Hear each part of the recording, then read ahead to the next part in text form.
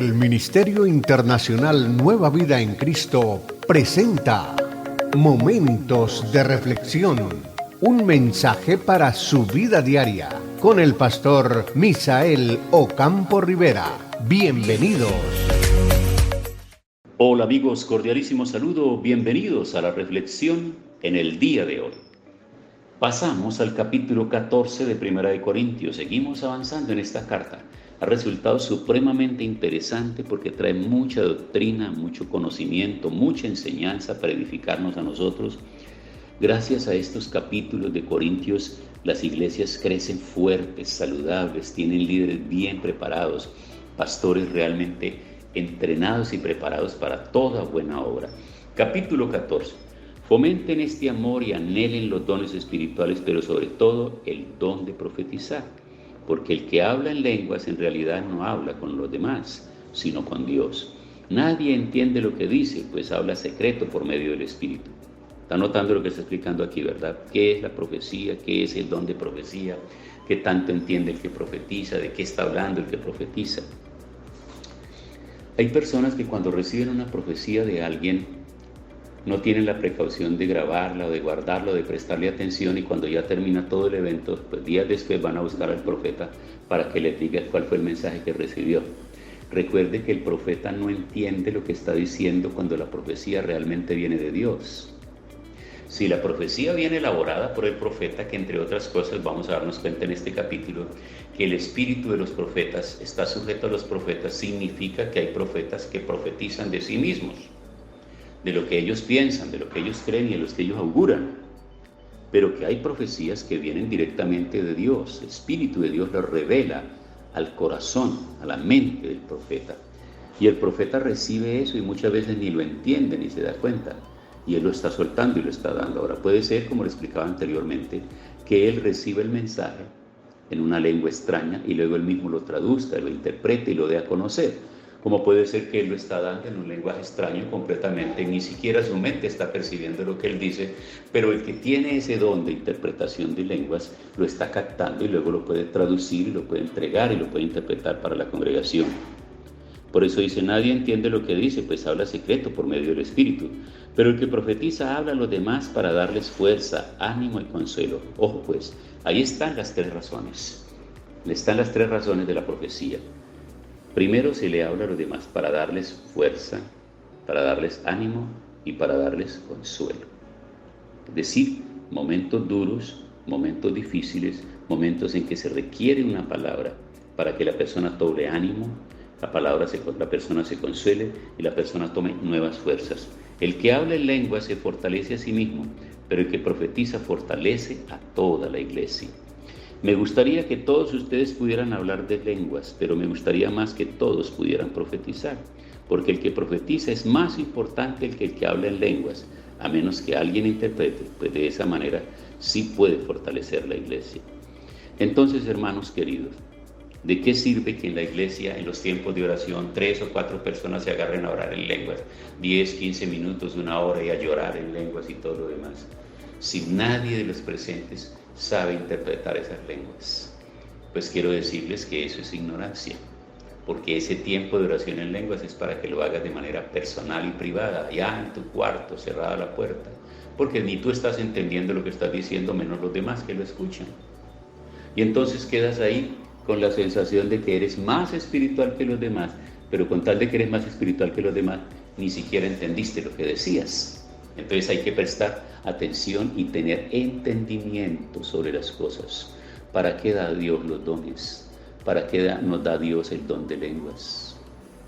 Personalmente disfruto orar en lenguas, en lo personal, en mi cuarto, en mi oración privada.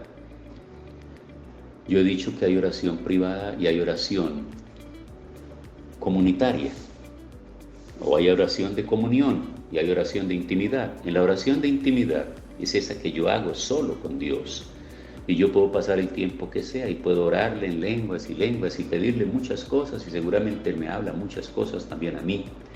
Pero la oración de intimidad es la que ya puedo hacer con mi esposa también y puedo hacer con otras personas. ¿Por qué digo de intimidad? Porque ellos van a escuchar lo que yo estoy orando, lo que yo estoy diciendo.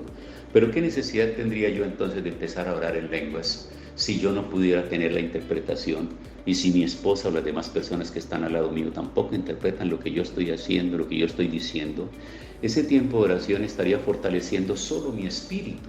Ellos quedarían aparte haciendo su propia oración. Ahora, quiero decir otra cosa más interesante todavía de parte de todo esto. Respeto mucho las cosas y las formas cúlticas, pero a mí me parece que el tiempo de la oración es un tiempo de respeto donde debemos oírnos unos a otros. Particularmente tengo dificultades para orar cuando otros levantan la voz también. ¿Y por qué? Porque no se trata de una competencia, de que escúchame a mí Dios y yo oro más. Y digo esto con todo respeto porque sé que a veces hay congregaciones donde le piden a una persona que haga la oración y la persona está ahí abajo orando en la congregación, y quien le pidió que hiciera la oración tiene el micrófono en la mano y también está orando, y todos están orando. Pues ese es un desorden que realmente no. La palabra dice, hágase todo decentemente y con orden. Cuando vas a orar por alguien que lo vas a despedir, permite que quien esté orando se escuche y todos estén diciendo un amén o así sea, pero no que todos arranquen a orar. Por favor, prestemos atención a todo esto, porque todo este desorden genera hacia las personas aversión a la oración, y muchas personas no quieren llegar a las congregaciones precisamente por ese desorden que se da en esas iglesias. Porque las personas nuevas se sienten confundidas, no escuchan, no entienden, parece una galería, parece un mercado, todos hablando, gritando sus productos. Pero cuando se permite que la oración sea juiciosa, reverente, que haya alguien dirigiendo la oración, todos los demás pueden prestar atención. Y es ahí, en ese momento, donde podría fluir una palabra, podría fluir una profecía, podría fluir unas lenguas, podría fluir una interpretación de lenguas. Entonces prestemos atención a todo esto, porque todo esto nos está educando a nosotros y nos está formando para ser un pueblo mucho más educado, un pueblo con madurez espiritual y un pueblo que podría llevar y ganar muchas más personas. El que habla en lengua se fortalece a sí mismo, pero el que profetiza fortalece a toda la iglesia. Me gustaría que todos ustedes pudieran hablar en lenguas, pero me gustaría más que todos pudieran profetizar, porque el que profetiza es más importante que el que habla en lenguas, a menos que alguien interprete, pues de esa manera sí puede fortalecer la iglesia. Entonces, hermanos, ¿en qué les ayudo si les hablo en lenguas? Solo les sirve de ayuda si les hablo por medio del don de revelación, de conocimiento, de profecía o de enseñanza. Lo mismo sucede con los objetos que suenan, por ejemplo la flauta o el arpa. Si los sonidos no son claros, nadie puede saber cuál es la melodía que se está tocando. Y si la trompeta de guerra no suena bien, nadie va a alistarse para combatir. Así sucede con ustedes. Si hablan con palabras que no se pueden entender, nadie va a saber lo que dijeron. Interesante como lo está presentando, ¿verdad? Nada. Será como hablarle al viento. Es cierto que hay muchos idiomas en el mundo y todos tienen significado. Pero si yo no entiendo lo que alguien me dice, seré como un extranjero para él, y el que me habla será como un extranjero para mí. Sucede lo mismo con ustedes. Ya que ustedes tienen afán por manifestaciones espirituales, busquen las que más fortalezcan la iglesia. Así que el que habla en lenguas debe orar para que también pueda interpretar lo que dice.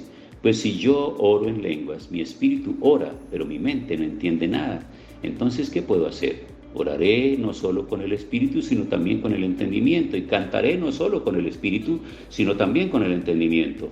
Porque si alabas a Dios solo con el espíritu, ¿qué harán los que no entienden?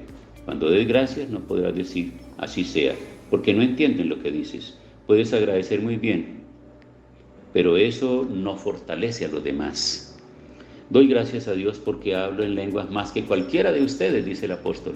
Pero en las reuniones de la iglesia prefiero decir 5 palabras que se entiendan y que instruyan a los demás que 10,000 palabras en un idioma que nadie sabe.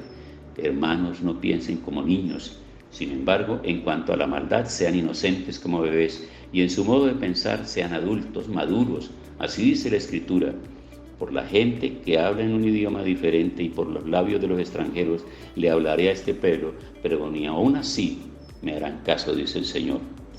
Entonces, amigos, hemos sido ilustrados en esta primera parte acerca de la importancia de fortalecer la fe de los demás, de trabajar siempre corporativamente, de pensar en función de cuerpo y no en función personal, y no en función de egoísmos y de orgullos y de vanidades, no, en función de cuerpo. tienes un mensaje del Señor para la iglesia, entonces el Señor te dará el momento y la ocasión y el motivo para darlo, pero debe estar acreditado como en el liderazgo de los que sí están capacitados para hacerlo. Y ese es trabajo de los pastores. Ese es trabajo de los pastores, capacitar y mirar quiénes son idóneos para el ejercicio de los dones y dejar que fluyan en sus dones en sus congregaciones. Señor, gracias por este tiempo, por esta palabra que nos edifica y que nos fortalece. Cada día lo haremos mejor con tu ayuda, con la guianza del Espíritu Santo. Gracias en el nombre de Jesús. Amén. Hemos disfrutado de un gran momento de reflexión con el pastor Misael Ocampo Rivera. Un mensaje lleno de amor, esperanza y felicidad para tu vida. Los invitamos a compartir este mensaje con sus amistades y en sus redes sociales. Búsquenos en YouTube y Facebook como Ministerio Internacional Nueva Vida en Cristo y en Instagram como @MinInternacional Nueva Vida. Momentos de reflexión.